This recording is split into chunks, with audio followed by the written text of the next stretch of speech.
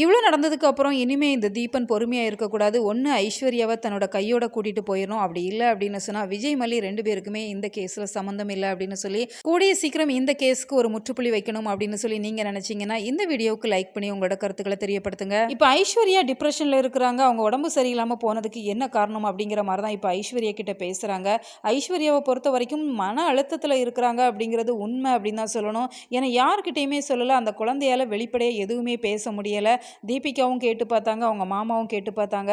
ஆனால் எல்லாத்தையுமே மனசுக்குள்ளே போட்டு அடக்கிட்டாங்க அப்படிங்கிறதெல்லாம் அவங்களுக்கு ஃபிட்ஸ் வந்துடுச்சு அப்படிங்கிற மாதிரி இப்போ ஹாஸ்பிட்டலில் அட்மிட் பண்ணியிருக்கிறாங்க. தீபன் ஐஸ்வர்யா கிட்ட கேட்குறாங்க, உனக்கு என்னதாடா ஆச்சு சொல்லுடா அப்படிங்கிற மாதிரி திரும்ப திரும்ப கேட்குறாங்க. ஐஸ்வர்யாவுக்கும் சொல்ல விருப்பம் இல்லை அப்படின்னு சொன்னாலுமே தயங்கி தயங்கி தான் அந்த விஷயத்தை எடுத்து சொல்கிறாங்க. இந்த விஷயத்தை கேட்கவுமே தீபன் பயங்கரமாக ஷாக் ஆகுறாங்க. ஏன்னா ஏற்கனவே இந்த விஷயத்தை பற்றி விஜய் அவங்க கிட்ட சொல்லி இருக்கிறாங்க. ஆனால் தீபன் அப்போ கூட நம்பலை. தீபிகா அப்படிலாம் இறங்கி போவாளா அப்படிங்கிற மாதிரி தான் அவங்க கிட்ட ஆர்கியூ பண்ணியிருந்தாங்க.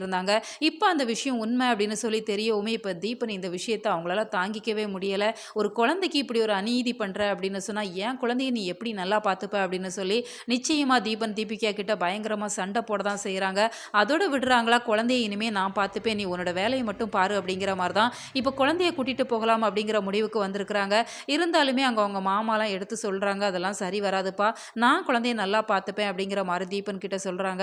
தீபனுமே கொஞ்சம் ஒரு நல்ல கேரக்டர் அப்படிங்கிறதால குழந்தைய பிரிக்க வேண்டாம் தாய்கிட்ட இருந்து அப்படிங்கிற மாதிரி அவங்களுமே இப்போதைக்கு விட்டுட்டு போகிறாங்க.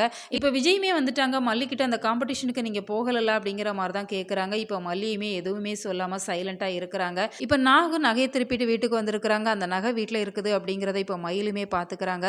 மயில் இந்த நகையை எப்படியாச்சும் திருடணும் அப்படிங்கிற மாதிரி தான் திட்டம் போடுறாங்க. இந்த இடத்துல மயில் சிக்கணும். உங்களோட கருத்துக்களை கமெண்ட்ல சொல்லுங்கள். மேலும் இது போன்ற வீடியோக்களுக்கு நம்ம சேனலை சப்ஸ்கிரைப் பண்ணுங்கள்.